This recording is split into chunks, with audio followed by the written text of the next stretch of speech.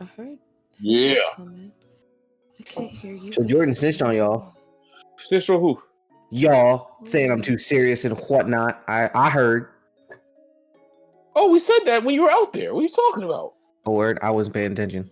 Oh no. I think that you were out. You weren't outside at first. I went to go pee. But the conversation continued once you got outside. Because I remember walking by you and saying you're like Munchie, Vince is like Greg. Hello? Yeah, I heard that part, but I was like, what? That's crazy. I think I'm pretty laid back.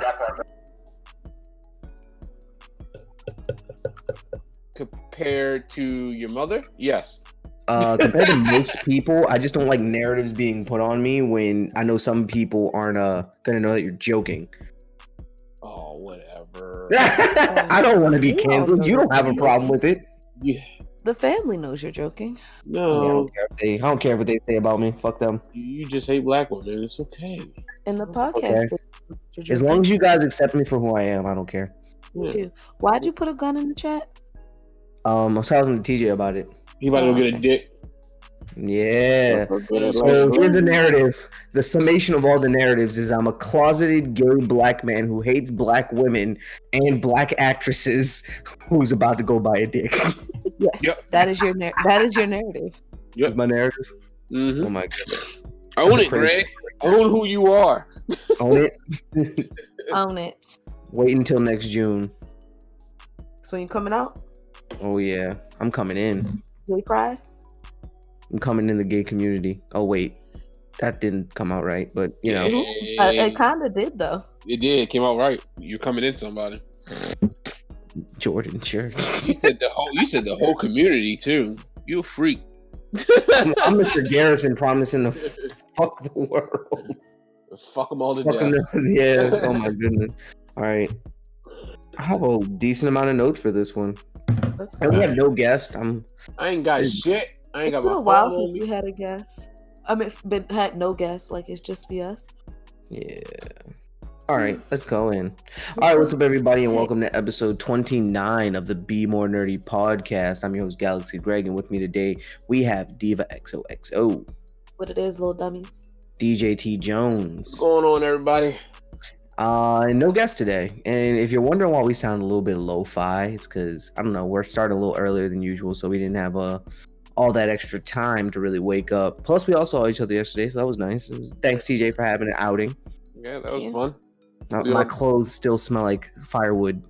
I have my jacket on right now, and it smells lovely. The fire was still going this morning. What? It didn't go out. I poured like 3 gallons of water on it. It was and it was done. And I woke up this morning to clean up everything because I didn't clean up shit last night. Because Tori was like, "You need help?" No, I said I'm about to grab all electronics, bring them in the house, and then clean up tomorrow morning. So I go out this morning and fire's still going. I said, "What the fuck?" And I'm like, all right. I was like, fuck it. It's supposed to rain today anyway. The rain will put it out. So eventually the rain did put it out. Yeah. What to say? Eventually. Yeah. Well, how's everybody's week been? It's been a stressful one, guys. It really has. So I'm happy to be here today. Yesterday was much needed, and today is much needed as well. What is going on in your life? A lot of shit. We can talk soft mic type shit. Okay. All right.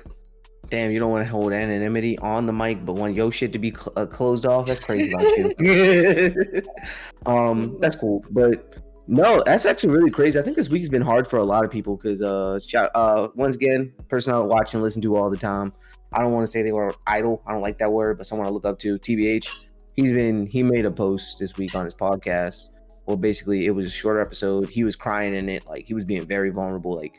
I'm just hearing that everybody was having a hard week this week. Like this week was just a hard one, I guess. But shout out to mental health, y'all. If you need to talk to somebody, find somebody. And TBH, I know you're not gonna listen, but if you ever do, we got you, bro. Come on the pod. I want to talk to you. We can talk about mental health, talk about gaming. Come down for the festivities, bro. But beyond that, yeah, this week's been not hard for me. It's just been. Who is calling me? Jordan's calling me. I'm gonna decline. In trouble. This week has been a hard one for me. Not for me, for most people I know, but this one was just a really work-oriented week. Like, just work. I was very tired this week. That was about it. TJ, how about you? Oh, my week was great. I stand corrected. No. It was okay. It was a good week. Started working at the headquarters. Met a bunch of cool dudes. I was like, I don't know who I'm gonna be stuck with and stuff like that. So the way they hire everyone, they hire because the class doesn't start until January, the academy. So every week they're bringing in new people that's supposed to be into the academy, and then they're putting them in different departments within the headquarters. And I started on Tuesday, came in with me and 4 other dudes, and we got placed in HR. And most of them are like from out of state, so it's just been a week of getting to know these guys, and then just like telling them like cool stuff about Baltimore and stuff they can do like that while they're here. That's not shut down and stuff like that. But, HR is dreadful. You got any sexual harassment complaints yet? Yet? What do you mean? You think No, not against you. Like you work in HR. Have you? No. So what we're doing is just filing paperwork. Their filing system is all over the place. And the one guy was like, "Yo, this just lets me know that I need to keep track of every file that comes across about me." I was like, "Yeah, you do." So that's all we're doing. We're just organizing old files and stuff like that, making sure everything is straight. Yep. But tomorrow, I got a text message from the sergeant, and he wants me to go to the police academy that's going on now and help out in scenario-based training. So that's going to be fun. That's cool. Yep. So that's what I'm doing tomorrow. All right, that's very cool. Very cool. And then I had a fun time with you guys last night. That was great. Yeah, highlight of my week. Definitely highlight of my week. Well, we are going to take Dean to get not protection trained today, but we're getting a demo. I don't think we're going to take him. We might. I don't know. Depends on how he wants to act in the car. But we're supposed to go get a demo today, so that's going to be exciting and terrifying because I know the type of power some German Shepherds hold. I was asking Jordan last night. I was like, "Yo, you think he has it in him to do something like this?" Yes. Like he's real goofball in the house. But she was like, "No." She was like, "Yeah, I do," because whenever someone who's uneasy or he doesn't like comes around, the first thing he does is get in front of me. So, oh my goodness, we were on a walk today, going on a nice long walk. This dude's smoking. He gives me an uneasy feeling. I guess he could feel that because the dude was like, "Can I touch your dog?" I'm like, "Sure." Like, kind of feeling his vibe out. He was cool. He was being nice. But Dean was not having it. I could feel him growling through the leash. I was like, oh, he is not having this shit. He came too close and he let out a cool little low bark. I'm like, oh, you got your big boy bark now. Dean was not having it. And then when I said, let's go, he was immediately with the shits. Like, all right, let's bop. And like kept his head on the swivel. Like, I'm watching you, nigga. That shit was funny. All right, but this episode, we talking about, after the BNN, we're going to be talking about scary movies. We're a scary movie watching family. I don't even need a list. I'm just going off the dome with this one because I love fucking scary movies. I haven't seen one in a little bit, but... Yeah. I had a good one in a little bit. Yeah, that's also true. I've had some good ones I've come across. You got to dig for them nowadays, but there's some good ones out there. It's because they all follow the same algorithm of, okay, jump scare. Oh, I saw that one coming. It just gets redundant nowadays, but like... Yeah. Like, I went back and watched the old Nightmare on Elm Street. Yo, I could not predict like 30 to 40% of that movie. Like, I was actually like caught surprised by some of the shit they did. And that's an older movie, which is crazy. Wow. All right.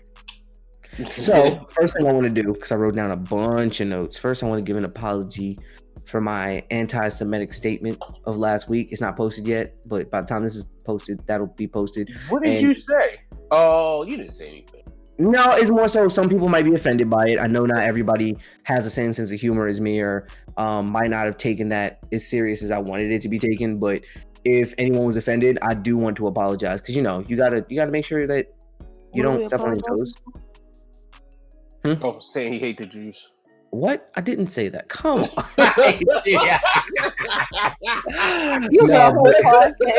But no, seriously, if I stepped on anyone's toes, I do want to apologize. I didn't mean to. Like, we're just having fun. We're just making statements, and I apologize formally for that. Moving forward. Go ahead. Speaking of Jews, I don't know if you guys specifically know who the 85 South crew is. Yes. Okay, so y'all specifically know, but if listeners don't know, it's Chico Beans. Who else is in there? What's that guy? What's the skinny one's name? Crack smoking your body. Crack smoking my body. Yeah, DC. And then it's one more. I know him.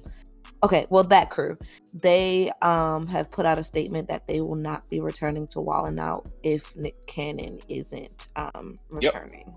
Because basically, I think that's good. DC Young Fly was basically being groomed to take over for Nick anyway. Yep. So everyone knew that, but like, so they in the interview they were like asked like if they came to you and wanted you to do it from now on, would you do it? He said no. He said he wouldn't do it without Nick's blessing. He wants Nick to hand the baton off to him. He don't want to just take it, kind of thing. And I thought that was just really admirable because sometimes you don't see that anymore in our community of us sticking behind each other. I mean, Chico Beans has been out for a while, and so Carlos Miller has been out for a really long time. But like, they really blew up because of Wildin' Out and being able to tour, because I don't know if you guys have ever been to a Wildin' Out show.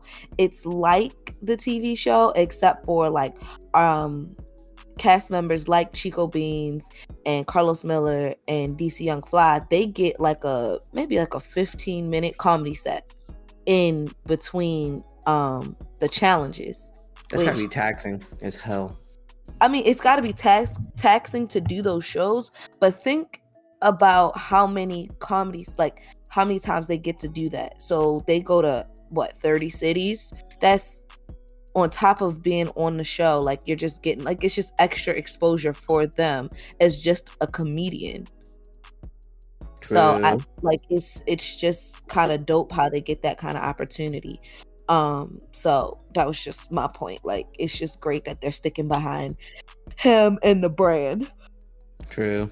That's good. I'm glad to hear that. Could have saved it for the B&N though. I know. Elise. Well, let's start the B&N. We don't got no guest interview. Wait, no. Oh. I have some things I needed to say. Okay. I made a lot of notes this week. I was in a lot of self-reflection. So, Diva, remember how you was talking about like how people like you be vibing with them talking about anime and shit, and then the girlfriend word come up, and then they're like, "Oh, never mind." Like, damn, I was just vibing. Yes. That happened to me like 2 weeks ago. That shit was you were funny. Vibing with a female, huh? And yeah. It was someone I follow on Twitter, right? Because we talked about anime a few times, right? Mm-hmm. So we get into this conversation about Attack on Titan because we both read it, and I don't have people that read it with me, and that shit is fucking crazy. We're going off talking about it. Tell me why the replies just stop, and because I have hella pics of Jordan on most of my social media actually. So, I think I made a snap story with her and Dean in it, and it was so funny because the replies stopped, and then I checked the story. They hit me with the, "Yeah, if you got a girl, don't be hitting me up." I was like, "Yo, I was just talking to you about anime. I'm not interested." I was a little mad. I'm like, that's damn. Crazy. Yeah.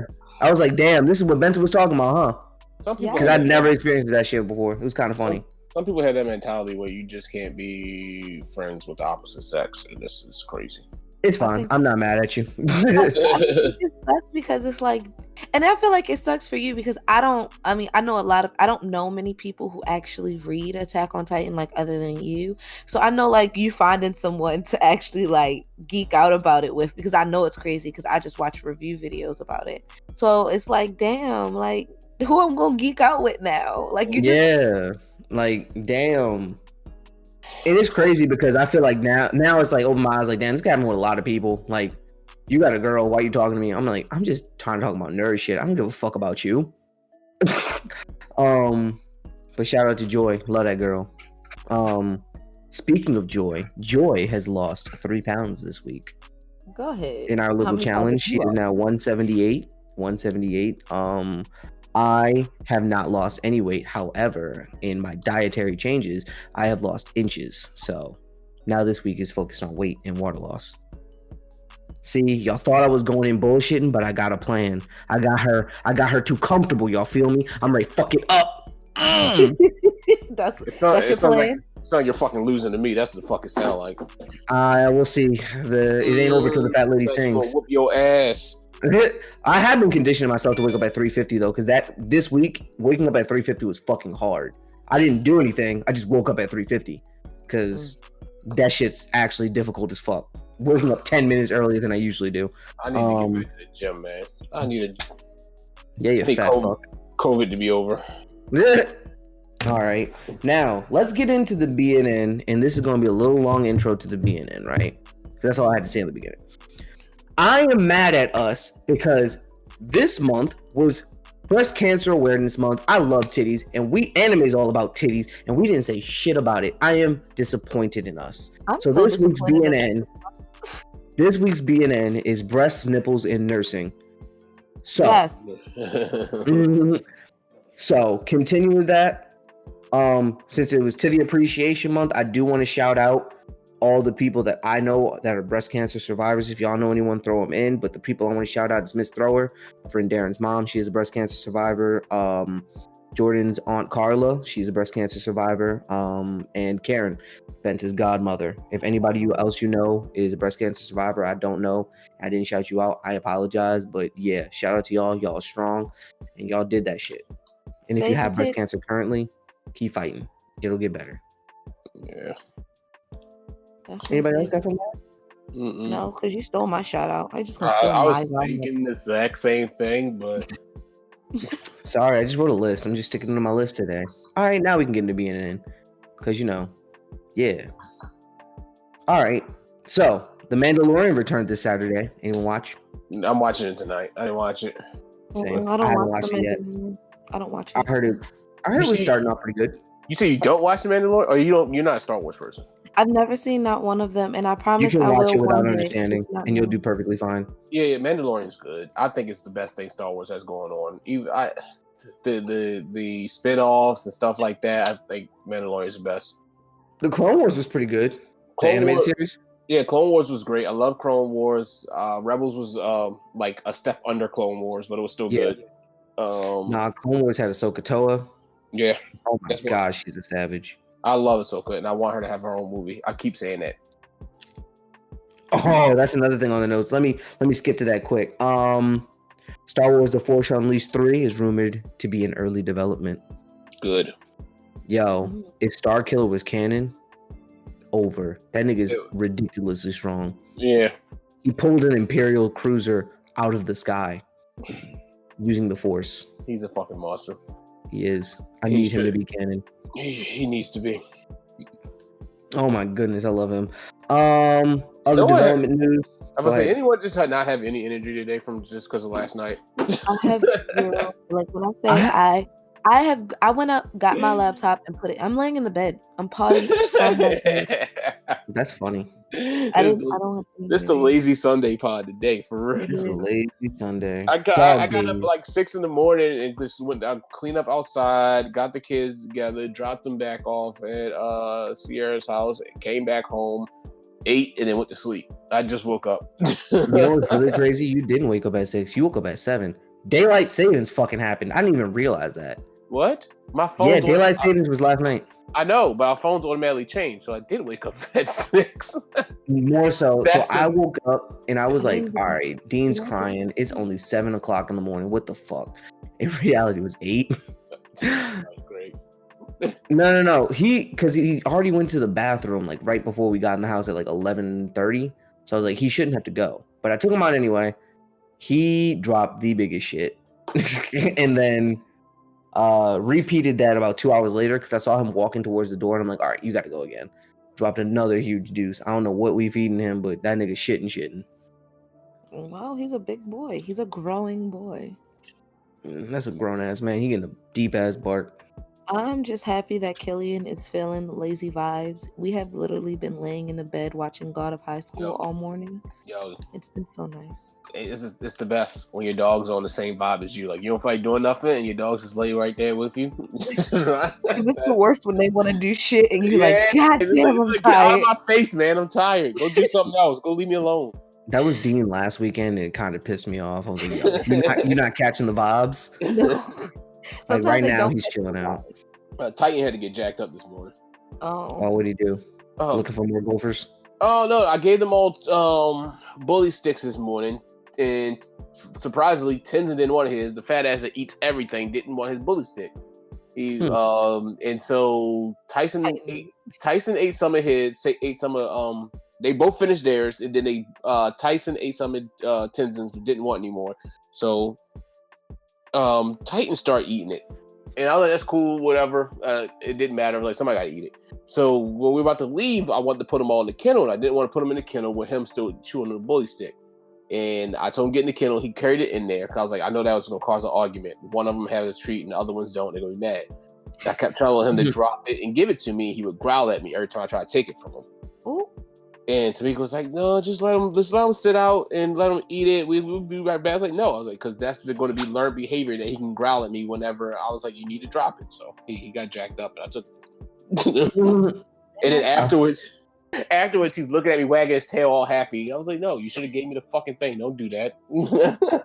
Yo, why does Titan have such authoritarian issues? Because he the baby, the other two boss him around, so he gotta figure out who he can boss around. Mm-hmm. It ain't my dog. My dog gonna be big. Beat your dog up. It ain't gonna be me. Dean tried to bark loud at Jordan the other day from behind the fence. She hopped over that shit. He ran.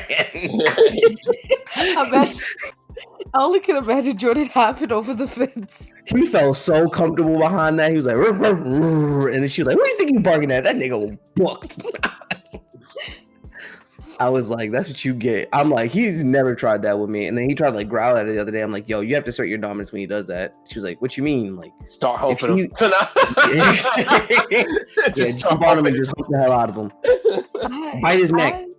I've been so tempted to I'm like, Killian, I'm going to start humping you because he be trying to, he think he's sneaky. Like he be trying to hump me on the low ski and I be like, nigga, I will fight you. It's really weird because Killian like grabs things normally. So I never know if he's trying to just grab me to get a hold of me or grab me to try and hump me. You never know. And that's his trick. That's his fighting style. Because, like, there was one time Benson thought he was trying to help me. I'm like, no, he's just literally grabbing me. He knows I'll kick him in the nuts. He was trained by the pervy sage. Yeah. Well. All right. Cyber 2077 has been pushed back till December 10th. I'm a little bit mad at that. Yeah, man. I'm tired of that. Just put the game out. More so it was supposed to come out this next week, but it got pushed back 21 days. Yeah. So this is the third pushback, I think it was. Yep. Yeah, they get pushed back because of Christmas. They want people to buy so the Christmas season drops are always at the beginning / middle of November, so that they either get a small price drop during Black Friday or they can restock on Black Friday, so that people go out. Hey, I'm gonna get my kid this $60 game. Bet. So that you can get your bulk sales during Black Friday and then get a couple more like right before Christmas. Mm-hmm. So with their original date was like November 12th or something like that, but the reason they pushed it back was basically they're like, it's not done yet. Like they want to finely tune this. That's what they keep saying, but people have been speculating they're gonna probably fucking end up pushing it back till 2021, but I hope not. That game looks fucking amazing. So it looks so good. That's why everybody's waiting for it. Like, come on, just release this. That's one of the big releases that people are like, that's gonna be the fucking biggest release of the year. And I don't think it has the ability to contend with 2021 releases. So I think they should just keep it in 2020 and let it be the best of 2020 and not bullshit with themselves, because they're going to fuck around and lose some clout. This is more for me. This is more computer stuff. The new Ryzen CPU comes out November 5th. So in 4 days, the new CPU comes out and that thing's going to be powerful. Woo! I'm happy. Yay. Well, I'm doing the PC, so that was news that I think the PC nerds might enjoy. Yes. I have a PC too, but You said what? I have a PC. No, building. You have a laptop. I built this. I don't think I just bought it. I just went and bought a laptop. No, I built it. What's in it? Oh, great question. I built it a long time ago, so okay. No, really. I built it my junior year of college. I said okay. Netflix is attempting to make an Assassin's Creed show, live action. Yeah, I saw that. I'm for it. I'm for it. I think they could do pretty good if they follow a good character. Like you can't follow just some random assassin, but he can't be a part of Ezio's bloodline or Altair's bloodline. He's got to be like some other bloodline that knows this nigga and is cool with him, but not doing the same shit as him. I don't want the same story redone. Like they've been doing really good with the stories this past couple Assassin's Creed with Origins and what's the other one? What's the Greek one? Valhalla just came out. Odyssey. Yeah, Valhalla's about to come out. I played Odyssey. Odyssey was fucking great, fun as hell. It played almost like an RPG, but it was still Assassin's Creed. Like it was a lot of fun. All right, I want to know what Valhalla is about because I know that, but I never knew Vikings to have assassins. Well, he's a very aggressive assassin. I'll say that. I'm about to say Vikings were like more like, all right, we're pillaging your town. We're just rolling up and taking everything type deal. Wait, you got to remember, assassins were everywhere in the world. Like Spartans didn't have fucking assassins, but they did Odyssey. Okay. You're like one of the last surviving Spartans too, so that's fucking dope. I gotta get back into that game. Yeah, the story dropped off after the. Do they connect at all? Like, does this one connect? Like, can you just jump in on any game and just? In Origins and Odyssey, you can jump in without any product or knowledge, just because Origins is literally how the assassin started, and Odyssey is like how they got another piece of Eden, and like continued the assassins group, but yeah, because they take place around the same time, but yeah. Origins is in Egypt. You play as, I think his name's like Vivek or something like that. I can't remember.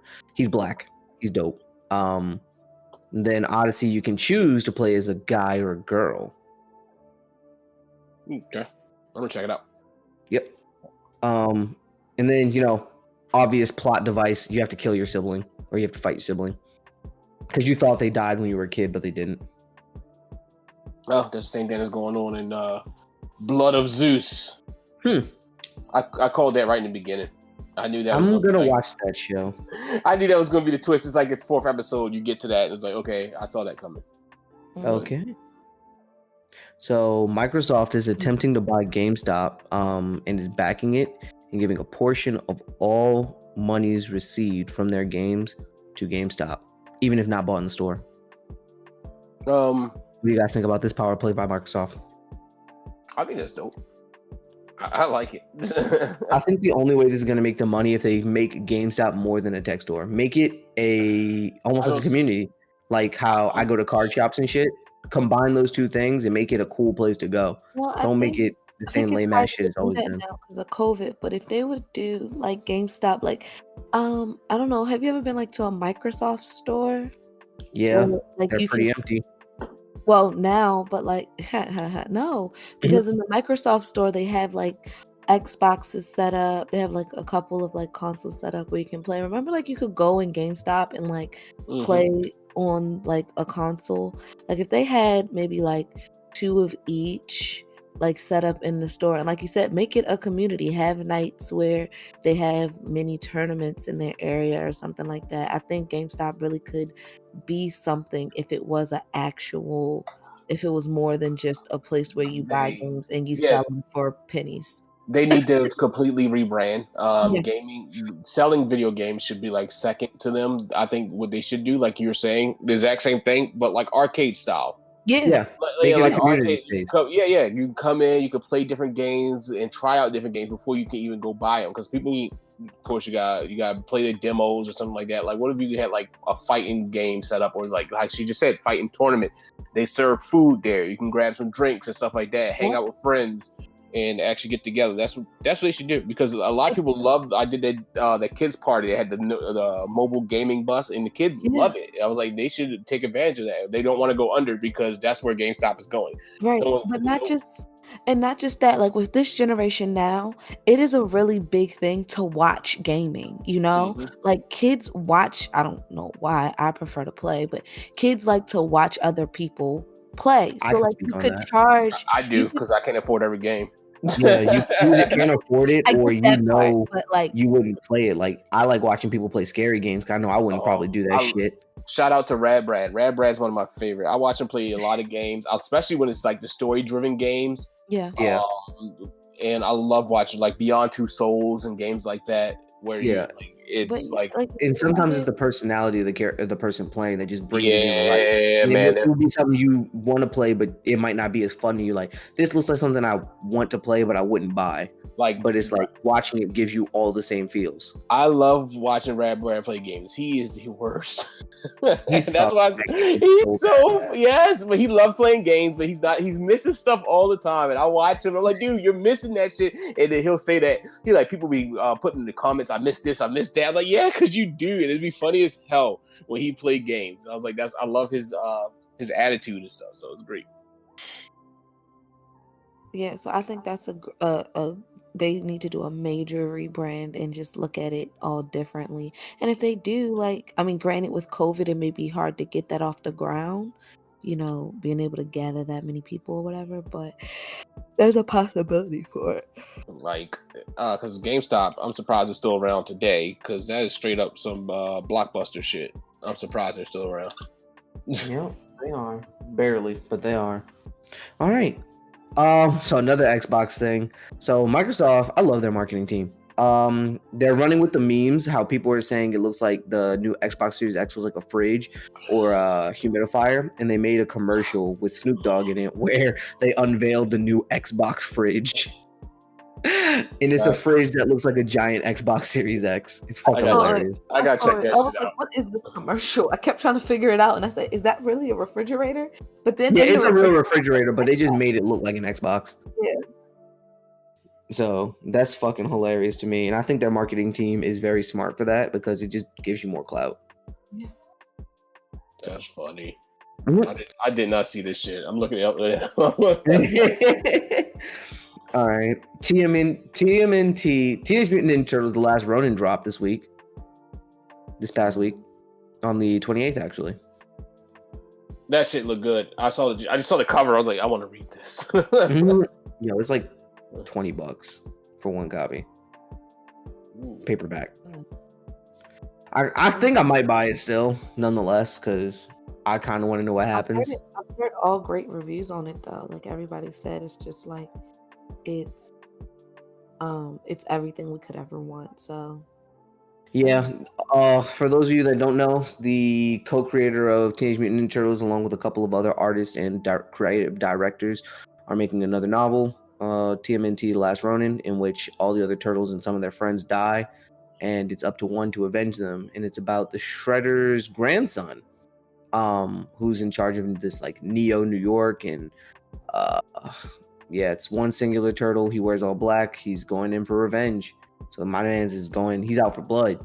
And there's going to be 5 issues. Each issue is about 48 pages. And it's coming out bi-monthly. So the next issue doesn't come out until December. So keep your eyes open for that. Yep. Definitely will. Okay. Lakeith Stanfield is playing the first Black Samurai in the Netflix anime Yusuke, directed by the same guy that worked on the final season of Attack on Titan. Oh, I'm here for it. I want it. If you don't know, go ahead. I was gonna say we talked about it a little bit before the other night. Lakeith Stanfield just keeps saying stupid shit out of his mouth. It's like it's hard to keep. I liked him and stuff. I do like him and stuff. I liked him as an actor. But he just keeps saying stupid stuff out of his mouth. It's making it hard for me to support him. Kind of like a Kanye.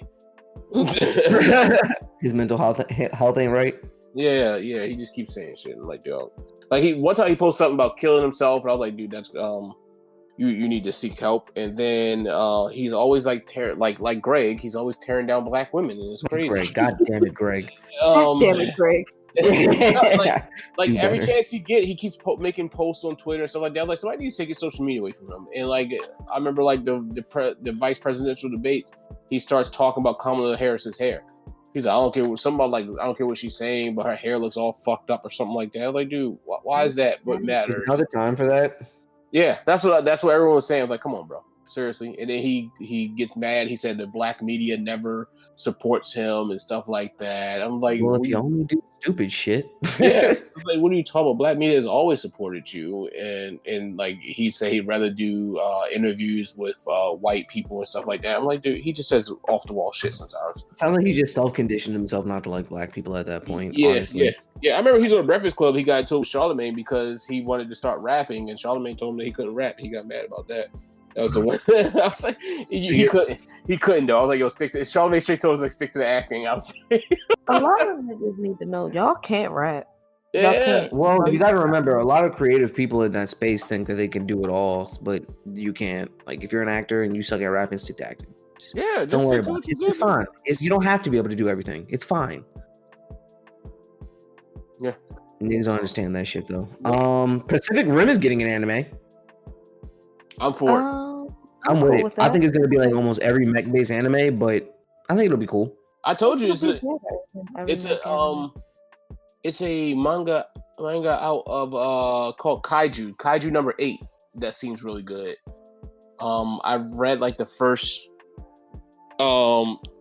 chapter and I really liked it. I need to get back into it. I found out about it from like one of my YouTuber people that like does reviews on My Hero, and he just did a review on this one that was really good. So let me check it out. But yeah, I always love kaiju stuff. Oh, they come out with Netflix is doing a Godzilla anime. I saw that. Yeah, it's only like 5 parts because Godzilla only fights like 5 monsters. I don't want to see the same long drawn out lizard versus moth battle for like 30 minutes. Oh, it's not just that. You got the what was the robot Godzilla? They got all kinds of ones. Robot Godzilla. They're all on HBO Max. I didn't watch them, but they're all on HBO Max. It's like a shit ton of Godzilla movies on there. All the old ones. Who's Godzilla girl? Don't know. The 2001 was a girl. I'm not sure if it was always like that. The 2001 when they made the Godzilla basically like Jurassic Park. Yeah. All right. The owner of Samsung died. Yeah. And Samsung's technology takes up. I didn't know this, but Samsung's technology takes up 1/3 of Korea's technology. Yeah, I heard about that. Yeah, of their economy. Yeah. He's now in a legal dispute with like one of his sons, or his sons are in a legal dispute with the rest of their family over who gets the money. Yep, their family's basically arguing over the estate because I guess the will was unclear about it or something like that, about who gets what. Yeah, and he's got billions, so I don't get why it's billions of dollars. If y'all spread that up equally, it doesn't fucking matter. I don't care who did more work. It's $1 billion. Like, you're good. Your life is easy. Your kids' life is easy. Your kids' life is easy. Then your great grandkids, I don't know about them, but your life is good as long as you don't frivolously spend for 2 generations. Yeah. Like, I hate that people argue over such large sums of money when there are people who are fucking like just trying to get a fucking penny. Their whole family could be good. The whole family could be good, no problem. That's no all. problem. Not a question in it. They could split that money up. Everybody could live very happily for the rest of their lives. And it's enough money where you can flip that shit. That's enough money where you can start all kinds of businesses and get more money back in. You guys ever seen the YouTube video where it's like you can't spend $100 million? Yeah. They always say 1 penny to represent this $100 million. And he basically breaks it down like, let's say, and he does everything to the extreme. He says, let's say you pay off your student loans. How much is that? Like $40,000. Then he says, let's say you pay off 5 other people's student loans. You buy your family all a house and all a car. And he's like, you haven't even basically broke through the first $1 million yet.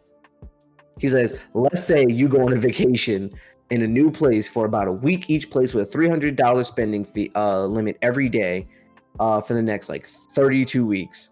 He's like, then you've gotten through this much. He's like, and you've already gone to everywhere you've wanted to go within a year. I was like, that's fucking crazy. Just look it up. I've always heard that like you cannot spend $1 billion in your lifetime. Like realistically. You literally have to buy so much shit that you didn't need, and wouldn't use. Yeah, like living a normal life, you couldn't spend $1 billion. Like now, if you tried your goddamn damnedest to do it, like I'm gonna buy a fucking country, then maybe. Buy a country? You know, you can buy America for like a couple trillion. Yeah, America is $1 trillion something in debt. 63 to be exact. All right, Joe Budden. He was like, "Well, how much is to buy?" Was it Joe Budden? They told him how much is to buy over the world? Yeah.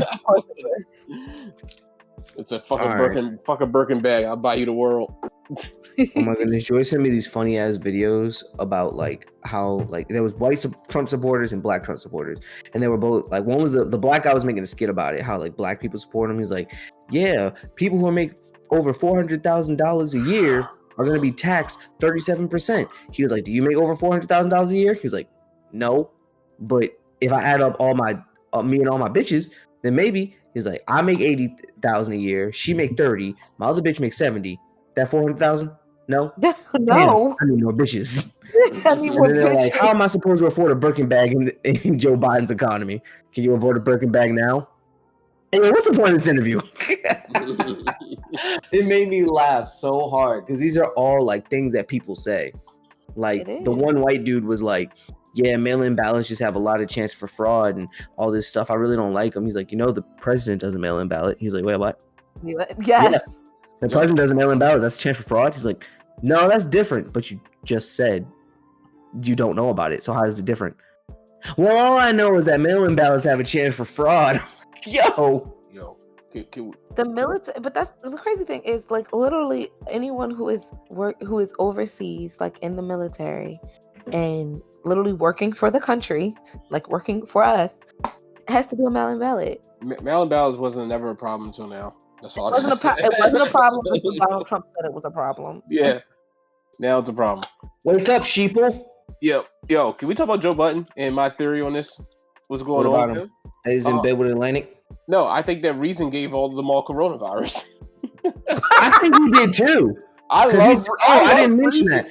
I love Reason. Reason's a great rapper. I love his music. I've been listening to his album all week. He the only outside factor. Yeah, he's the only outside factor.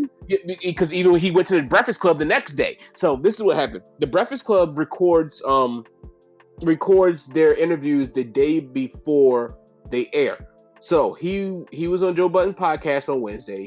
They recorded with Reason in the studio. They haven't had an in the studio video interview since COVID. He was the first one since COVID. So they interviewed with him on Thursday. They aired it on Friday, but on Friday they were at home. They said in the beginning of the episode, they would say, we're at home. We recently came in contact with someone that was in contact with someone that had coronavirus and stuff like that. And then during the interview, Reason was fucking coughing. He was coughing a lot, and he was coughing a lot. And Charlamagne kept saying, he was like, "You good, man?" He said, "Do we gotta spray down your spray you down and stuff like that?" He's like, "No, I'm good." He's like, "I get COVID check." But he the same type of nigga that be like, "Yo, girl, come on, let me hit it raw. I'm clean." Knowing damn well he got something. Yo, you fucked up, Reason. So I don't know if they did that because Reason came in contact with Joe Budden, who came up saying he had coronavirus, or Reason was the factor giving people coronavirus. I think Reason was the factor. Yo, all these niggas was good. They went on vacation 2 weeks ago now. Yeah, they went on vacation 2 weeks ago. They would have had symptoms already. They would have known before coming back. So Reason's the only person that they all been like, yeah, we met this person. And mutually met this person. Yep. So Reason, you a little fucked up for that, dog. That episode was great though. I love JID. Those were my two favorite newer rappers right now. They were funny. They are funny. He was like, yes. I don't care. He said, I'm dropping something tonight just because Reason gotta say something. Yes. I love them too. And they have songs together and they both go hard. And I pray every day that TDE and Dreamville just does a combined record together. Oh, that's gonna be cool. That would be so good. You're the music man, not me. I listen to the same 7 songs on repeat. Yeah, both of them. So for me, lyric wise, the top groups for me is Dreamville, TDE, and Griselda. All those guys in each one of those camps are amazing rappers. I mean, Rhapsody just won best lyricist. She's amazing, and that's the argument everyone always has. If Rhapsody was a man, people would put her in the same bracket as Kendrick Lamar, Drake, and stuff like Yes, they that. would. But they don't because she's a female. But Because she's a she female. I was She happy didn't that get the she penis won points. Lyricist of the Year for the BET Hip Hop Awards. I was going to be really mad if somebody else won it. She is amazing. I love Rhapsody. I love Rhapsody. I love Absol. I love Schoolboy Q. I love Sir. I mean, that's all TDE. Reason. I love JID. I love Kaz. I love Boz. I love J Rock from TDE as well. Like, both, all those guys are just great rappers. It's not just like, all right, we're making party songs. It's like shit that just touch you. Like, if you go back and listen to Reason's early stuff, and he, like, everything is about life and stuff like that. He has a song where he talks about, like, the same thing that Rhapsody goes through, about how rappers they don't want to hear female rappers. They just want to fuck you, basically. They like, it's hard for a female rapper to find a manager that wants to work with her because he wants to work with her. He thinks she's good, not because he wants her. He wants her to suck his dick and all types of stuff. Like, their content is amazing. I love all their content. I don't know. I know you guys don't watch Love and Hip Hop, but No. No. It's to that point. So I was watching Love and Hip Hop New York, and there was this new couple on there. I don't know the guy's name. He's done some work with Papoose, so that's basically how he got on the show. And he had drama, but he had a female artist. Actually, he had two female artists. He had one female artist who basically he tried to fuck and she didn't want to, and basically he made her all these promises, and she probably was dope, and she kept putting up the money to do stuff, and nothing happened. And she ended up having to sue him, and the wife got mad because she's like, why are you suing my husband? She's like, because your husband didn't do his job, like, that's why. And he was trying to fuck me, and of course here's the proof, and that's when all the drama blew up. But like, he's trying to fuck me and I'm trying to make this money. And then he had another artist who was a pretty good rapper.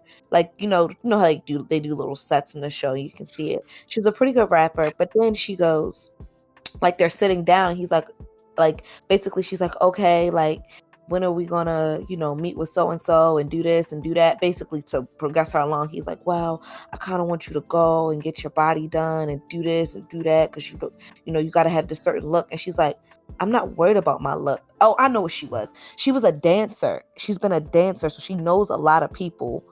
So not only can she rap, because she was, I don't want to be like, oh, she was okay, but she was pretty good. Because she was still early on, but she was pretty good. But she was a dancer, so like they showed her like doing a video, and I won't lie, the video was dope as hell. Like, you can tell like she put in the work. And only thing he was concerned on was her look, because she was because she was a dancer, thin girl, pretty, but like, she didn't have boobs, she didn't have ass, but she still looked good because she was in shape. Yep. That's how it is. That's why he was worried about. And she ended up going to go work with one of the people in the Sleeves crew. What's his name? I know it. It's escaping me right now. She ended up working with one of the regulars who on the show, and he felt the way, but I'm like, he's actually putting her in meetings and is worried about her, what the records sound like, what the videos look like, not just, does she have the body or the look, because sure, she may not have a body, but if she got the talent, it's gonna move her somewhere. That's what I say about the female rappers that's hot now. I wish that they would put Rhapsody on their songs. I wish Megan Thee Stallion would come out with a song with Rhapsody. Oh, that would be a dope song. Like put her on your songs. It's gonna be like woke ratchet, and that's like my life. Yes. I love a woke ratchet. Yeah. The fuck is woke ratchet, my nigga? That's your sister. It's a woke ass song. I'm woke ratchet. Changing my name. No longer will I be Diva XOXO. You will now refer to me as woke ratchet. That's your sister. She woke ratchet. It's like you preaching, but I could also twerk. That's what I'm saying, and that's life, because we're human. We all have different sides to ourselves. We're not just that one person. Like, people always say that everyone's like, you'll call somebody a hypocrite and stuff like that. And it's like, no. And this is funny. I'm saying this because this is exactly what Reason said, because they were talking about Tupac, and it was about how Tupac was like always trying to preach about black people getting along. And as soon as you get into an argument with Biggie, he comes on, I fucked your bitch. And I was like, that's because we're human. That's what it is. And I did used to look at Tupac like that. Like, he would say one thing and then do another and stuff like that. Like, but we're human. We have different feelings. We have different emotions and different situations that we deal with. So we come to the table differently in different circumstances. But yeah, that's what it is. And I would like to see also, in addition to Rhapsody on more songs, I would like to see Chica on more songs. She is dope. If you have not listened to her, look her up on YouTube, Spotify, whatever. Chica is an amazing rapper. She's a bigger chick, and she doesn't like dress up. Like, she just like, you know how like Billie Eilish style, like that's how she's dressed and stuff like that. So she's not showing her skin and stuff like that. Something that I think Lizzo just presses on too much instead of her ability to actually make music. Yeah. That pisses me off nowadays. I like Lizzo when she first came out. I was all for Lizzo, but now it's just, I like Lizzo too, and I feel like she's just trying to push the issue too much. Yeah. I stopped fucking with Lizzo when she went to a basketball game with her ass cheeks out. Yeah, that was the line for me too. And I'm like, okay, Lizzo, we get it. We get what you're trying to say. We get how you feel. You want to be accepted as the person you are. Just make the music, man. No, like I wouldn't. So people on Twitter were complaining more. So like y'all only hate it because it was fat. If it was Megan Thee Stallion, y'all wouldn't have an issue. No, I would. Only because that's a public place that children are going to be at. Like if you went in the grocery store like that, I'd be a little bit upset. Like, don't do shit like that, please. Like, have some decency when it comes to the public place. I don't care if you go to the club like that. I don't care if you performing at your show like that. That's fine. But in a public place where there'd be children, come on, have a little respect for some of the parents there. You feel me? And the kids. Shit. That's how I feel about it. Last thing on the news docket. What do you say? Nothing. I said they're gonna take that as Greg hates black women. Of course, because I just have to hate black women. Push the narrative all you want. The queens know what's up. That's a clip they're gonna take. Is like if you ever got famous, that's a clip they could chop up. They're gonna chop every time I say some shit. If you take half of the things I say out of context, I sound like a horrible human being. They're just gonna say it's gonna be a compilation of me saying fucked up shit about how I hate black women. She's just gonna send it to me with laughing emojis. Great, check it out. Because that's just people live on social media. And me and Tamika had that conversation. This is family issue stuff about people in general, about how people don't talk to each other as much anymore. I was like, when you're on social media, of course, you talk to somebody every day because you see them posting something, you'll post something and stuff like that. I said, but once you leave social media, then people stop talking to you as much. And I was like, it's just weird. Like this generation. Is very weird. I noticed it because I used to work in the car industry, so a lot of the technicians we would hire, they would be like socially awkward. And I was asking people, I said, is it that we just hire socially awkward people, or everybody now is like socially awkward? I don't know what it is with a lot of people. Like people just don't like interacting face to face anymore. It's very weird. Yeah, like there's very little face to face interaction. You got FaceTime, Discord that we are using currently. Shout out to Discord. You got fucking YouTube videos where someone's showing you their entire fucking life without, I guess, sex. You got porn where you can see the sex. You got TV that people are just watching naturally, and you got games and other chatting sites. Like people don't have to meet face to face. Since I can have that anonymity and meet you through a screen, a lot of people feel safer. When you're out in the open and you have nothing to hide, that's when people start to get in their shell. Because it's like, some of those people are really fucked up and don't want you to see who they really are. Other people are just, I don't know who I am. I have this persona online and that's about it. Yep. And for some people, that's who they are. But other people is, this is who I am online, but who I am in person is a scared bitch. Yeah. I mean, the fact that IRL is like a real thing, like people have to be like, oh yeah, this is my friend IRL. Like, no, in real life, like, no, that's a thing. Says the girl who was making online friends and then tried to shame me about it. Shut the fuck up. Oh, fuck you. They're my friends in IRL. This was like we talked about the issue. We talked about this last night. One of our family member wished they were included more, but when they're around, they're not really like engaging and acting like they want to be around. They're just there. They're just there. You guys know what I'm talking about. Yeah. We're respecting anonymity. Okay, yeah. So whenever that person's around, they act like they don't want to be around, but they always behind closed door beg to be included. And I just feel like, and this is me, and this is like getting sobby because we gotta talk about some other family issues too later when we get off the phone, when we get off of Discord.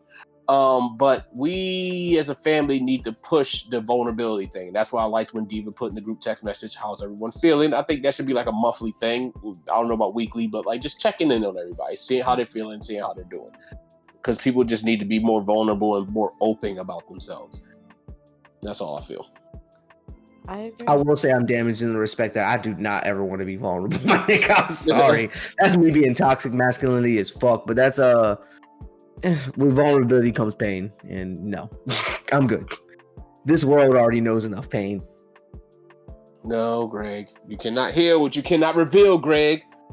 What? That's facts. You can't heal what you can't reveal. But no, that's fine. I'm pretty vulnerable here, I guess. I'm an open book though, so I don't feel like I need to be any more vulnerable than what you want me to take the spine off the fucking book, look for a coded message, my nigga. I tell people everything. I don't have anything to hide. I own my shit. Yeah. It's whatever though. Yeah. Find someone to talk to, yo. If you made it this far in this episode, because I know y'all are probably depressed listening to us. Find someone to talk to. It's better than trying to just push through on your own. I'm telling you now. Yep. Last thing on the news docket, Sony makes a big dick move. They bought Crunchyroll for over $957 million. Woo! Big dick energy. They put their dick on the They said, I see Microsoft doing big things. All right, let me do something bigger. Let me put my dick on the table. The funny thing, this just reminds me of that South Park episode of the When they were fighting. Yes, the console wars where like Microsoft was backing, half, and then Sony was backing half, and it's just like every time they had to do something bigger to help their team get ahead, and it's just like, damn, they doing it in real life. And they made it like a Game of Thrones episode. Yes, that shit was hilarious. I love South Park. Wiener. I can't wait for them to come back. I gotta watch 2 episodes of Archer. I've been specifically skipping episodes just so I could watch them. Oh man, I'm all caught up and I love it. I was kind of pissed it took so long for AJ to be shown. I was like, yo, where's AJ at? Where's AJ? I was saying it like every episode, like, yo, where's your daughter? But yeah. Whatchamacallit? I just gotta mention that, yo, Charon from Fire Force, he's gonna be one of my black characters in the month next year. That nigga's fucking dope. I gotta catch up. Then this last episode, he went fucking ham. All right.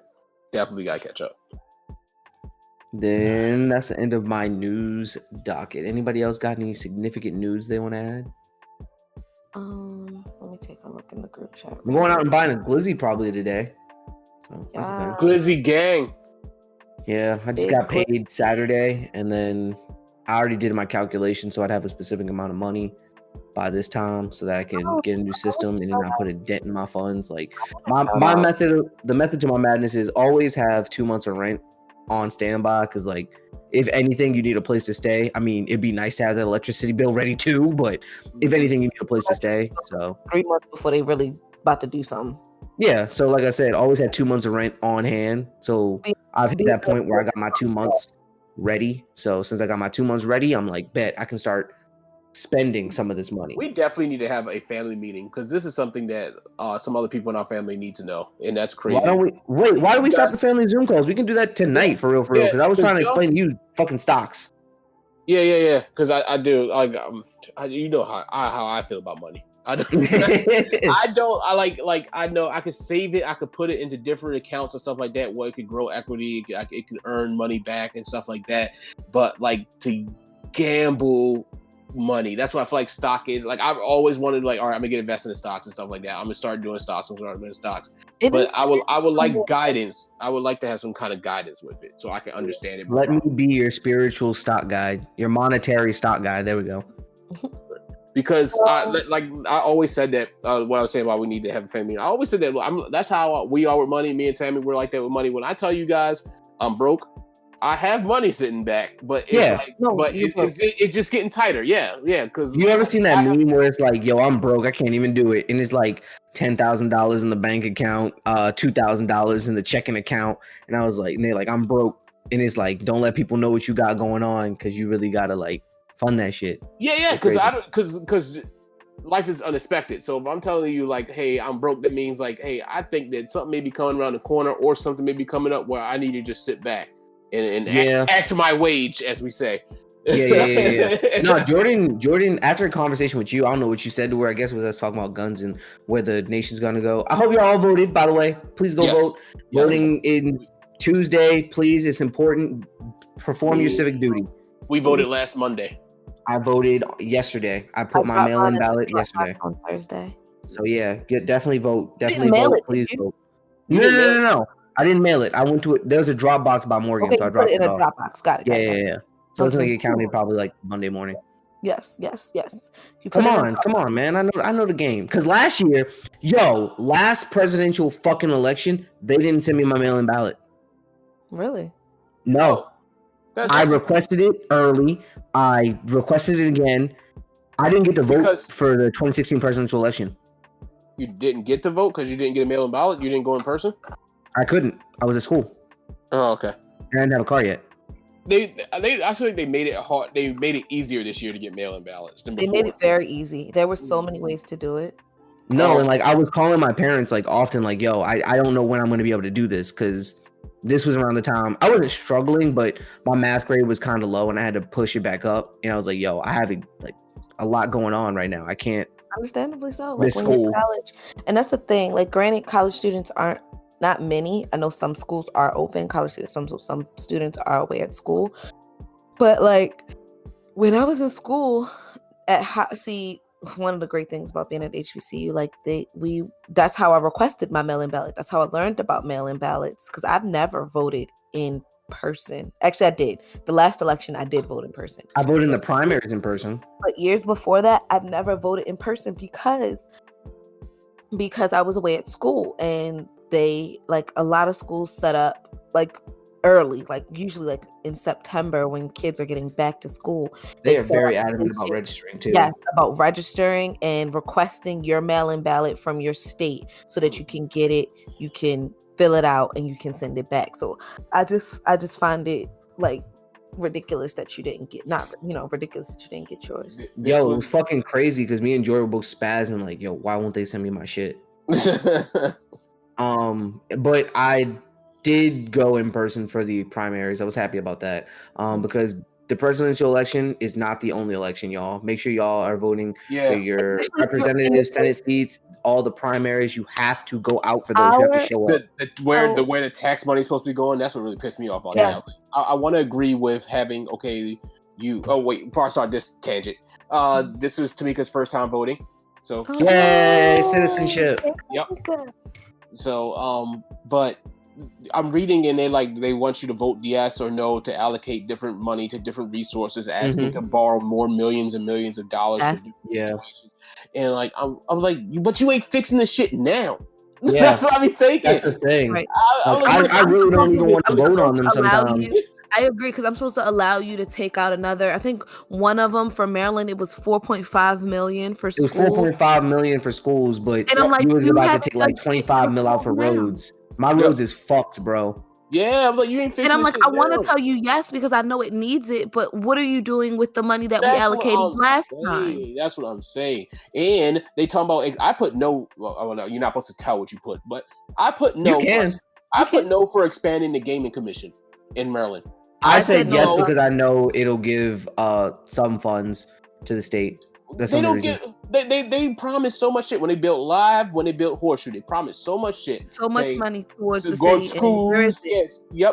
Towards city schools and stuff like that. Like the schools are still shitty. What is going on? Where's the money going? That's why I put. I understand your point of view on that though, but honestly, do we know where the money's going? Embezzlement, lies. Yeah, exactly. The other thing about voting, and I wanted to stress it to our listeners because most of our listeners are in Maryland and Virginia. Both states have senators up for election, which can definitely change the tide if we can get 2 more, Democratic senators in to the House and into the House of Representatives. Like, that's a big deal. And so, like, I understand if you, even though I really, really feel like you should vote for the president, I always tell people the presidential election is not what's important. Your local elections are. Who are you putting in? And in Maryland, well, at least I know in Baltimore County, we have someone going into the civic courts. Who are you voting into the courts? Who are you voting into that's the most important your city councils? That's the important part. That is where you're going to see the effective change on your day to day. If you feel like the presidential election doesn't affect your day to day, fine. But where you're going to see those effects are the people who are in your local offices. Those are the people who affect what you go through, your local offices. I don't think people understand that the populist vote really means nothing. It just shows who's the popular candidate. It's the electoral votes that count. And those are determined from the primary and who you put as your representatives. That's why I feel like Trump's still going to win. But that's why I feel like it too. And that's why, like I was saying, this is how the conversation started. Jordan felt very uneasy after talking to you about like all the Trump stuff yesterday. And she was like, yo, I think today's the day you should go out and yeah. I'm just saying, all I'm saying is people like, because Wally was like, well, that guy was a dictator when we were talking about it. And I was like, I'm just trying to say where humans can go. Like we are capable of doing that. Yeah. We live in a very comfortable society where we tolerate each other for the most part. Yeah, every now and then you get a Karen and you get back and forth, you get protests and stuff like that. But shit could go left. So just protect yourself. You have a right to protect yourself, so protect yourself. That's all I'm saying. That's all I say. Use your Second Amendment rights. I know some people feel differently about ARs and other large rifles. What? Dang, you started stealing scored. Nigga, mute yourself. What I was gonna say is, I know people feel very differently when it comes to large. Yo, I know some people feel very differently about things like ARs and handguns, shotguns, and rifles. But my main thing I want to express to you is learn about gun safety, learn how to protect yourself, learn about it, and don't be ignorant about it. I agree. AR doesn't stand for assault rifle, if you didn't know. Yeah, it doesn't. It's actually the brand name that it came with, and it just stuck. Yeah. So that's something that you should know just off the rip.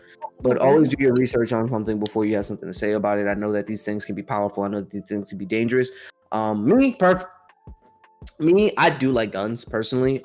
They just always interested me. From a technical standpoint, how they're built, how they work, what they can be used for, not just murder. So that's where I stand on it. I'm interested in them. But if you have a fear of them, I definitely encourage you to learn more about what you're afraid of. Go out and seek that knowledge, learn about it. Now, someone has to do their Googles and tell me who said this, but I believe it was a ex-president that said this. Walk tall and carry a big stick, or whatever it was. Teddy Roosevelt. Yes. And so I remember that, and I always use that for the rest of my life. Like, I'm a person, you guys all know me, I'm straight, like, almost like hippie at fucking core. I believe in people. I believe peace, love, and all that. But like I said before, you have to protect yourself. Just because I love everyone doesn't mean that everyone's going to love me back and treat me the way I want to be treated. Amen. Theodore Roosevelt, one of his famous quotes was "walks off and carry a big stick," because he didn't make threats to people. He just let them know with his actions that I got big dick energy. Don't fuck with my country. Yep. So before we move on into our topic, I want to first, one thing we forgot to mention is Harley Quinn and Poison Ivy are officially married in the comics. Yay! Finally. Now I can't really clap for this because I hate women and shit. But yeah. I'm holding my actually Poison Ivy Funko Pop right now. That's funny. So I'm happy about that. I want to give two shout outs in the pod. And of course they don't listen, but I love to support Black businesses. So one is, it's called Karan's Little Treasures. We went to high school together, so shout out to Polly. She made me a clear quartz ring. I am in love with it. It's super cute, great fit. So help to protect my energies because, like I said, I've been having a shitty week. And then I put this in the group chat, and it's called Earth's Dew. So it's earthdew.net. It's a black-owned cannabis business, black-owned woman cannabis business. They are Howard grads, and I wanted to shout them out. So if any of our listeners are looking to get their THC products, and they ship to 38 states. So wherever it's legal, they do ship to. And then Karan's business you can find on Instagram. So yeah, just want to give a couple shout outs to some local businesses that I've personally supported and used their products and love them. So yeah, well, not the THC one. I'm waiting on my order, but yeah, shout them out. Let's go shout outs. All right. But yeah, that's enough of the political stuff. Yeah, you gotta get going soon. So let's jump into the meat and potatoes. Yeah, meat and potatoes. Horror movies. It's spooky season. We almost missed it. God damn it. We almost missed titties and horror. How? Come on, we're better than this. So, I was thinking about having a guest on for this one, but I forgot all about it, and so it's good. But go ahead. That just popped in my head. It's like, damn, it would have been great. But go ahead. Who would it have been? Tamika wanted to be on today, and just now she told me this morning. I was like, damn, I don't know where she at right now. She should have been on. But also, my friend that went hiking with me, she is. I was like, farmers market. Huh? Farmers market. Yeah. She's also what's the name? Wiccan. Oh, she's Wiccan. And I was like, that would have been dope to have one there to explain it and stuff like that. I know a couple Wiccans. Wiccanry is actually kind of interesting. It's really interesting. It's about communing with the earth. That's all it's about. Contrary to belief, if you don't know what a Wiccan is, look it up. They do not curse people like witches. It's actually against their religion to do such. So, fun fact. But they do make things like love potions, not to make someone fall in love with you, but to help find love. Yeah, that just popped in my head. I was like, that would have been great to do for this episode, but it's always nice. I knew a pagan and a Wiccan in school. That was fucking cool. They were dope. I didn't know pagans were still around. Yes, they are. All right, but I guess I'll start. One of my favorite horror movies. Me and TJ have been talking about this a lot. A fucking Cabin in the Woods. It's so good. I love it. I think we mentioned it like on the horrible movies, right? Didn't we mention this one too? It's like a normal horror movie, your basic shit, but then it gets really funny when you start seeing like the plot unravel, and it's like, oh, there's niggas controlling this shit, and it is so great. It's so funny too. Like, go watch that movie. I don't know. I just don't like that. Isn't that the one? If I'm remembering it right, isn't that the one where they have the cameras like in their face? No. Which one is that one? A Cabin in the Woods, when it's like a group of 5 people go, is a jock, a whore, a nerd, a virgin. Okay, I do like that one. Okay, and they have to sacrifice to the gods and stuff. Virgin. Yeah, I remember that one. What's the one where they're in the? Is that the Blair Witch Project? Maybe where they're in the woods with exactly the camera. About. Yeah. So Tamika forgot all about that. That movie. We talked about this last night. That movie, when I first saw it, I was like 9 years old. Scared the fuck out of me. I was terrified of that movie, but like watch it now, I love it because I laugh at it. I was like, you guys are so fucking stupid. We watched it last week. Me and Tamika. I'm watching. These people are so stupid. They're supposed to be trying to get out the woods, but they spend most of their time sitting around arguing. I was like, God, you deserve to die.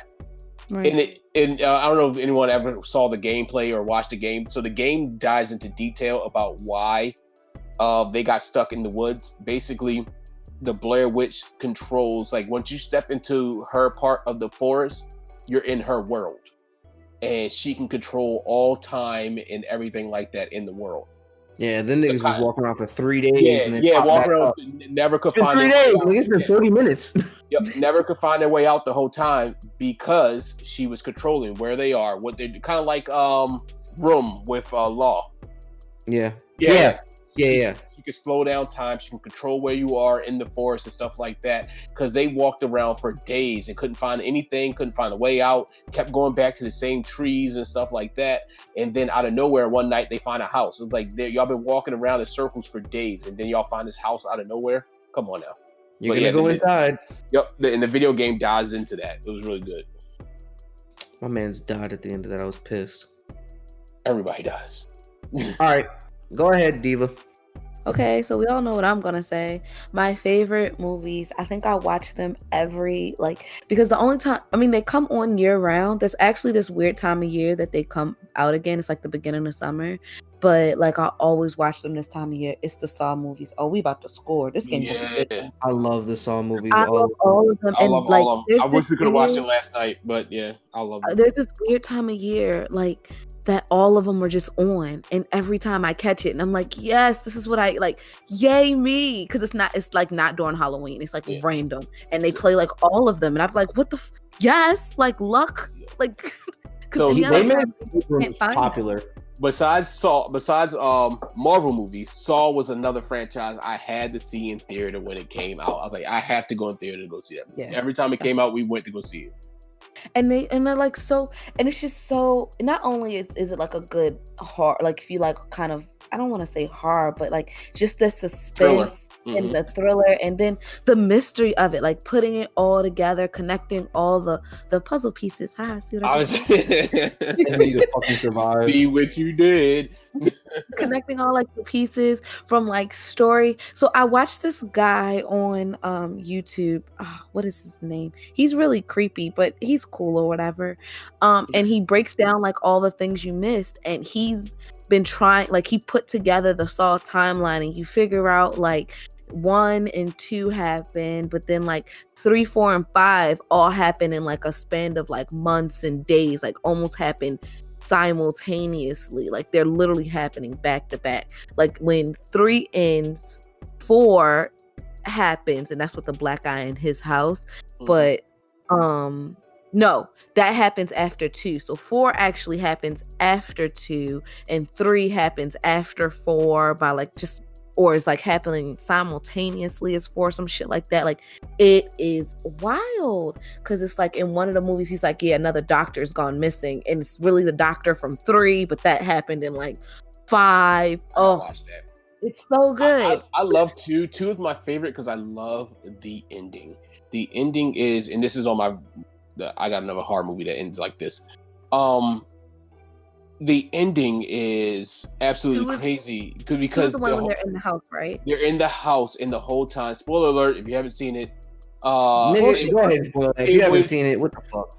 The whole situation. The father's watching it, trying to find the house the whole time, trying to find his son that's in the house. It was previously videotaped, and the son was in the safe next to him the whole time. But the thing was, he said your son is safe.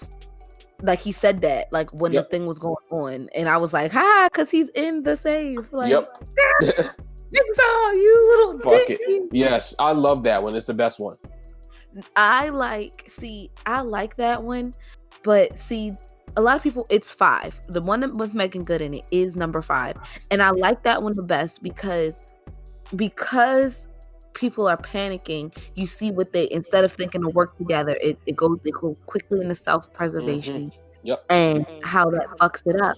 But the best part about that was like the end, you see, like it seemed like it didn't relate to any of the other movies. Like all of the other ones up to that point, you saw reoccurring characters, you saw how you could see that it somehow related to 1, 2, and 3, and 4, like how they all related. And then 5, it wasn't until the end with the officer that you realize like this is how they all relate, and this is how it connected, and this is like that shit was so fucking kind of the downfall of his students in this. So it's just like, it's just so fucking good.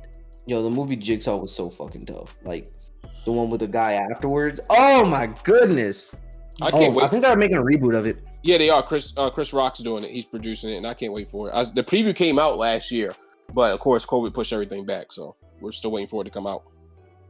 Fuck COVID. I think it's called Saw Chronicles or something like that. Oh, I'm with it. And Chris Rock has been killing the acting game. I heard he's amazing in, what's that thing called? It's some show that he's in now. Fargo.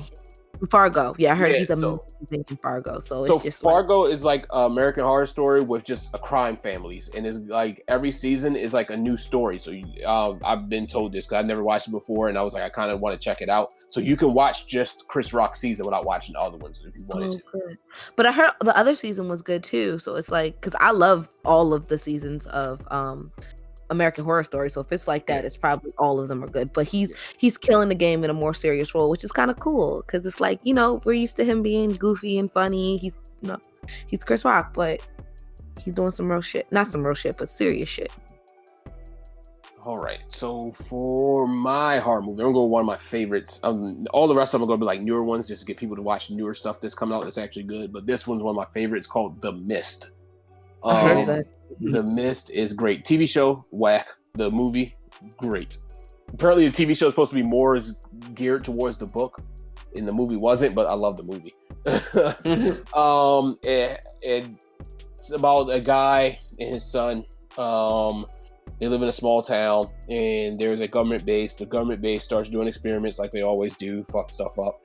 But they rip open a portal to another dimension, and all the beings from that dimension start pouring in. And with that brings this giant fog, this giant mist, as they kept calling it, the mist. And the guy goes to the grocery store because his house is wrecked. So he tells his wife, he's like, hey, I'm going to take our son with us. I'm going to go in town, and I'm going to grab a couple things to fix the house, because during that storm, that's when they opened up the portal, and it was like a giant storm, wrecked their house, wrecked their neighbors' houses and stuff like that. He decided to take his neighbor in town too. So they get to the grocery store, and then the mist comes rolling in. A guy comes running out of the mist, screaming that the mist took somebody. The mist took this guy. Something in the mist grabbed him, and then he runs in the grocery store. Everybody gets scared because they don't know what the fuck going on. They close up the grocery store, and somebody's like, I don't like, this guy's a fucking whack job. I'm going out.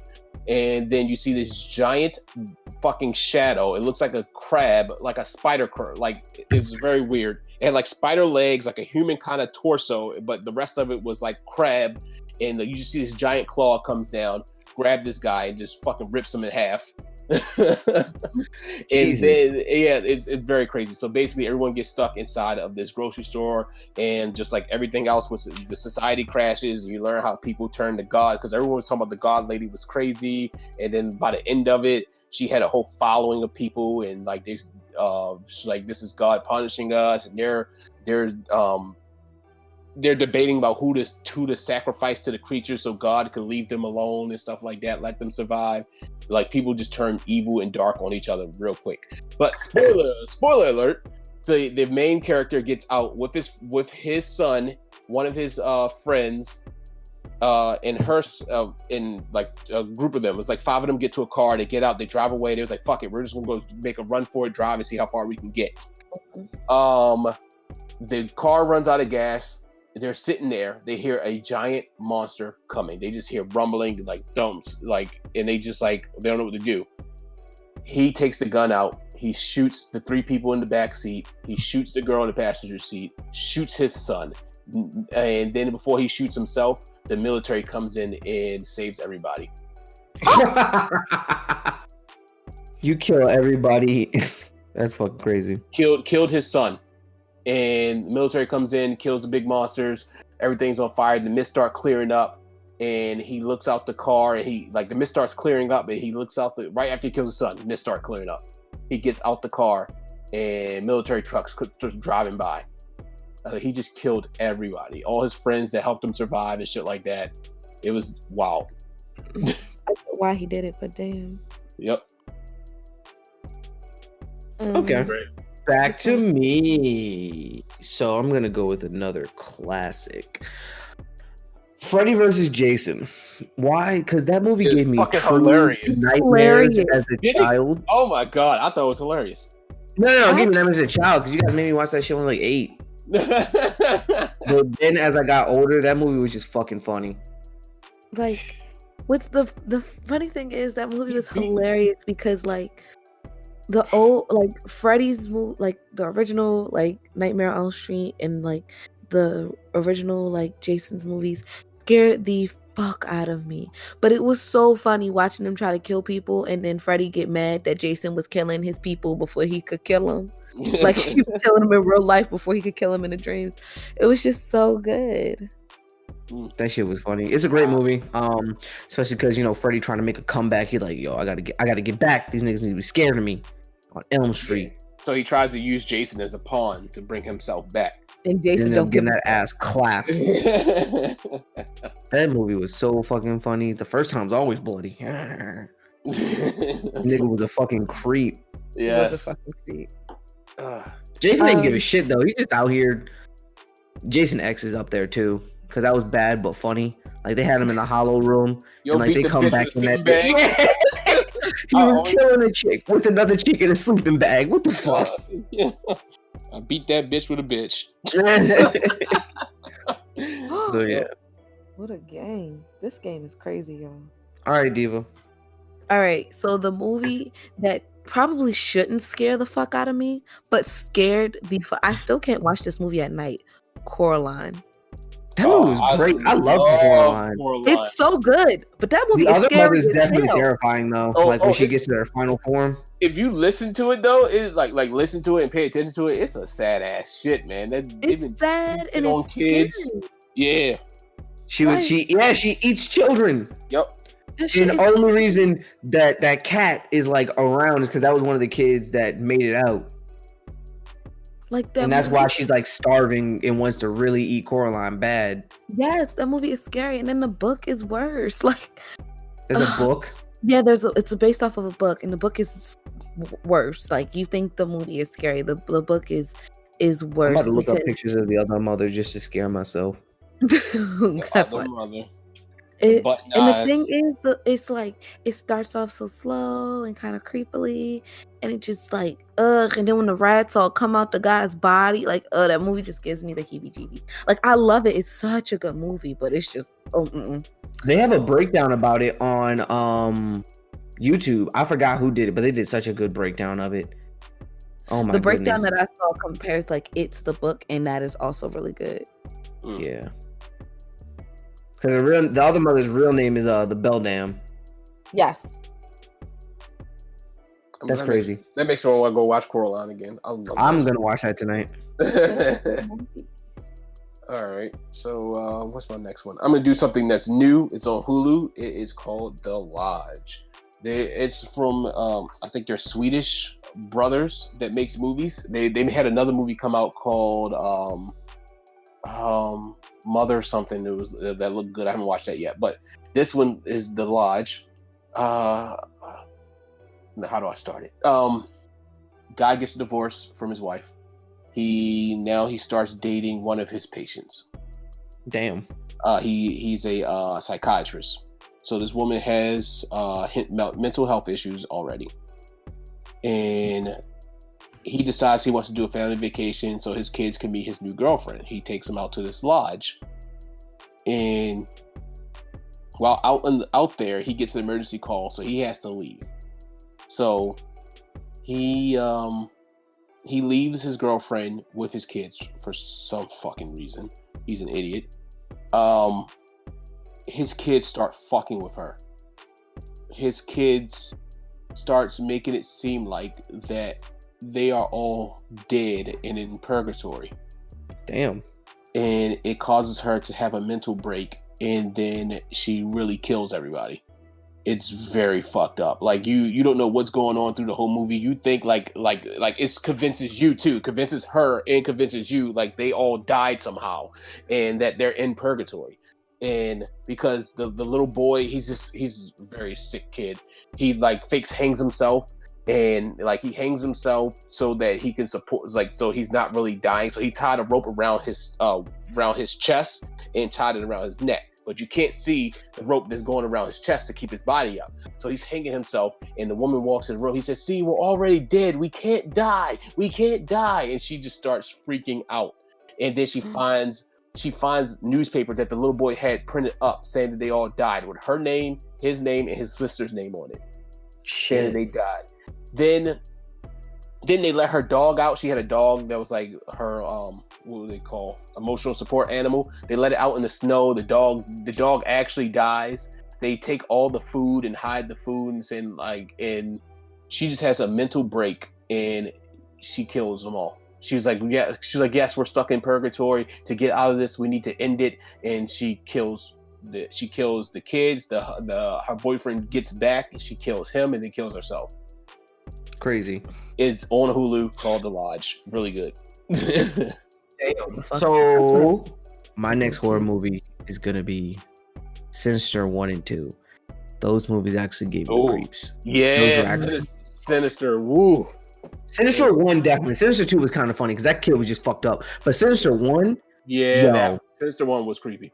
Yo, that shit was creepy because it's like, yo, you find this film, once you watch it, he basically is latched to you, and this shit is gonna happen. Like they basically explained it at the end of the movie. Like once you watch this film, it's done. Like he's going to possess your child. He's going to like get them to drug you and then kill you in his ritual where they record it, and then he's gonna eat your child's soul, and they're gonna be his forever. And I was like, yo, that's fucking insane.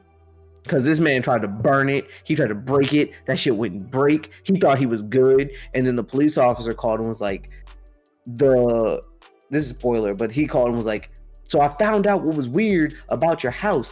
The pattern isn't that people died in your house. It's that they died after moving from the last house. And he was like, wait, what? And it was right after he fucking moved. And his daughter just gave him some tea. He looked at his daughter and he passed out. I was like, damn, that's crazy. If you called me like a couple days earlier. Yep. That movie was wild. It's a great movie, though. Go watch it if you haven't seen Sinister 1 and 2. It'll creep the shit out of you, but it's great. I actually need to look up the name of my last movie. Y'all might know the name. It's the one... It's not The Grudge. It's... The Ring? No, the one where nobody can see her, but... You can see her, like, if you take a picture and the guy was cheating on his wife and he killed her and then she started haunting Shutter him. Island. Is that what it is? No, that's not Shutter Island. No. In Shutter Island, you couldn't see her unless you took a picture. No. It's called Shutter. Shutter. She was on his neck. Yes. Yeah, at the end. Yes, that's why he was trying to figure out where the fuck she was at the end, taking pictures of the room, and then he throws the camera and takes a picture, and then you see her just on his neck, and he electrocutes his ass. And that's why he had all that back and then pain and stuff. He goes into the insane asylum, has back pain, like he steps on the weight on the scale and it says he's like basically the weight of two people. He's like almost 300, 400 pounds, but he doesn't even look that big because she's still on him. I think that movie is amazingly good. Basically he kills the girl he's sleeping, like he travels abroad and sleeps with this girl and she ends up dying and haunting him and his new girlfriend or wife or current girlfriend or wife. I don't remember all the details. Came out in 2004. So you can see why I don't remember everything, but it was It was good. I forgot all about that movie. That movie was so good. I mean, The Grudge is good too. No, at the end he electrocuted himself. He like took a power cable, cut it so it was a live connection, and then tried to shock her off of him. And that's why he was in the insane asylum. Yeah.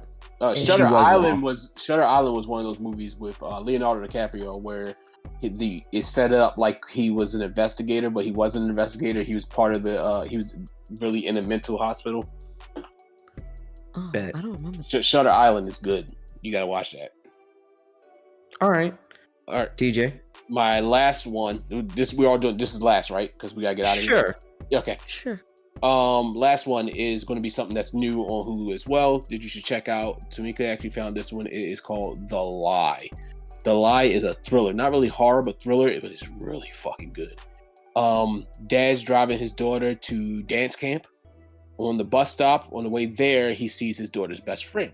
He picks her up, and he was like, "Hey, get in the car. It's cold outside. You don't want to. We don't want you just what's the name and taking the bus there." Because her parents obviously don't care. So he's driving there. The girl was like, "Hey, I really have to go to the bathroom. Is there any way we can stop so I can use the bathroom? Just pull over to the side of the road. I'll just squat somewhere." He was like, "I really don't want to, but yeah, we can do that." So the girls get out the car, his daughter and the girl, and they're taking a while. He's like, "Where are you guys at?" He starts walking. He's like, Hey, where are you guys at?" He's like walking into the forest. And the next thing you know, you just hear a scream.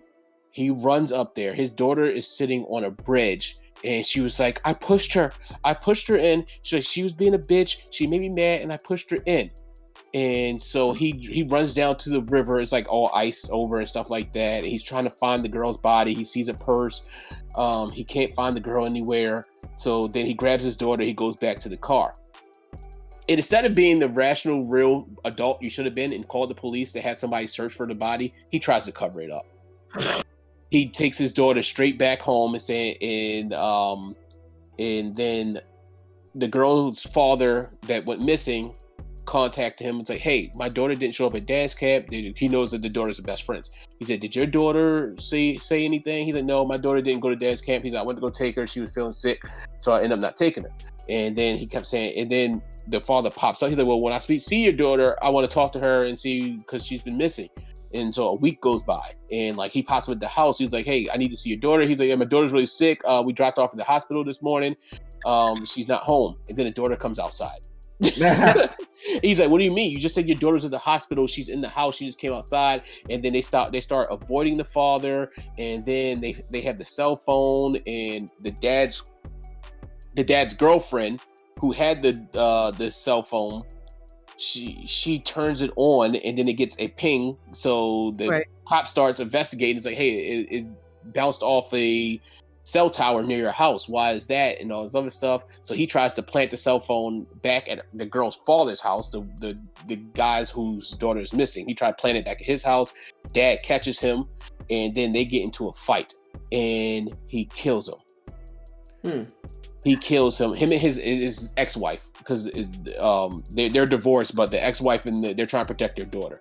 So because they think their daughter killed the girl or whatever, so they want to protect her. So he kills this fucking guy, and then he comes home after killing the guy. The wife and ex-wife gets home. The girl comes walking in the house. The girl who supposedly died. This story was all fabricated so the girl could go spend time with her boyfriend.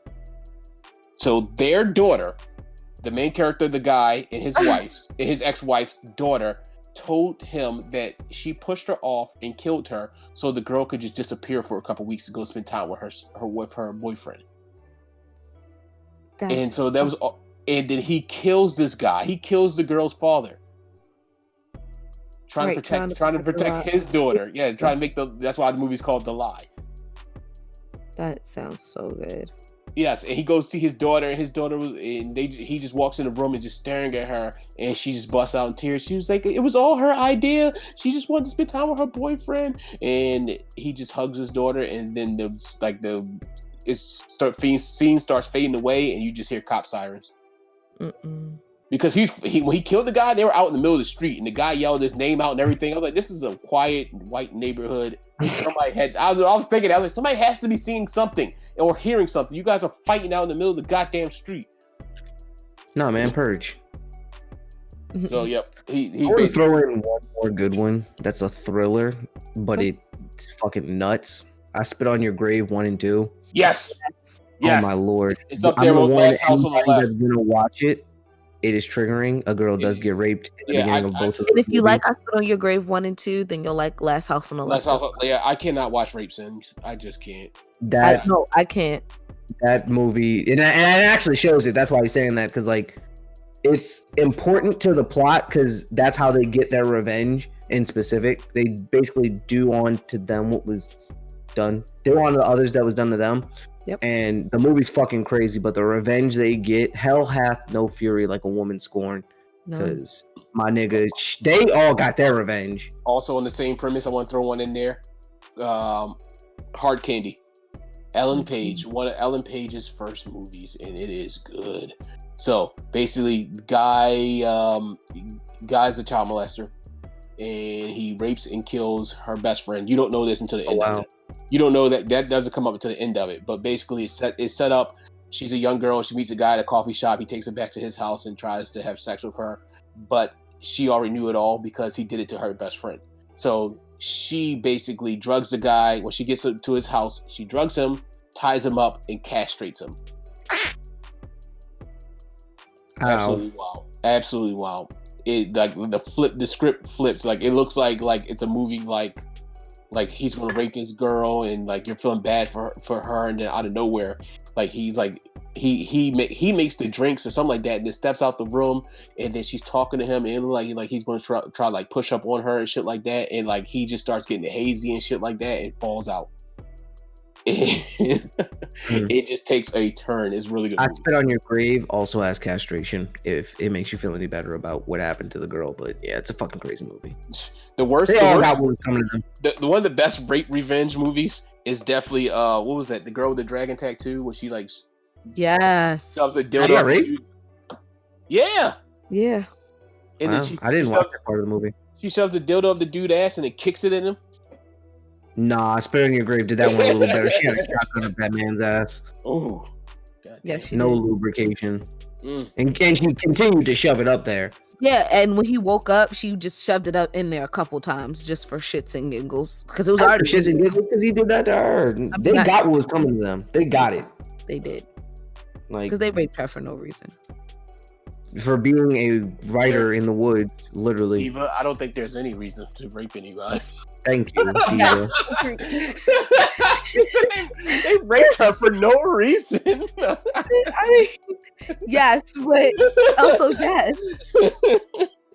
We get what you're trying to say. All right, Yeah, that's the end of the episode with that shit. Yeah, with All that, right. that's the end. That's the end. I'm your host, Galaxy Greg. Make sure to follow me on my socials at Galaxy Greg, spelled GA1AXYGR3G.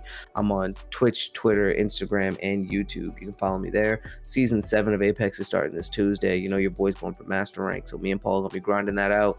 Make sure to follow the pod at Be More Nerdy on all social media sites. And by all social media sites, I mean Twitter and Instagram? Yeah. And we also have YouTube now. I'm planning on uploading a bunch of our audios there, so there will be no more excuses for those who listen or who don't listen to not listen anymore. I don't use those sites, man. Well, you use YouTube, so hop on that bitch and listen to this shit, because I know you're gonna love it. Make sure to like, rate, and subscribe, as well as rating us 5 stars, because I haven't said that in a while. Yes, that's all I got. Monetize our videos, Greg, by the way. Huh? Monetize our videos. You can't get monetization until you have at least 1,000 followers and 100 concurrent views. That's stupid. Yeah, anyway. rules. You don't think I've been trying to be monetized? Yeah, I figured you would know. Okay, I'm your girl Diva XOXO, aka Woke Ratchet. I got my first AKA. Woo. Woke Ratchet. I've been had my first AKA, the anime protagonist. I had that. I'm the Woke Ratchet. You can follow. You can follow Mhm. me on Instagram at always_the_diva. Sorry, y'all. I'm really laying in bed. I'm so comfortable right now. As always, I'm gonna give a shout out to our boy Niles. You can follow him at Nillatron on IG, and anywhere your music is out. You know, cop his beats. If you're an artist, you should definitely work with him because he does all of our background music. TJ? All right, everybody, thank you for listening. Please, as Greg said, like, subscribe, give us topic, whatever you guys want to hear. You guys, like I said, arguments, we're all for it. Give us your top horror movie list as well. Yeah, thank you for listening again. And like I always say, reach out to somebody in your life that you haven't talked to in a while. That's it. All right, y'all. So we are the Be More Nerdy podcast. This has been episode 29. So make sure you go out and be more nerds. Peace. Hello, dummies.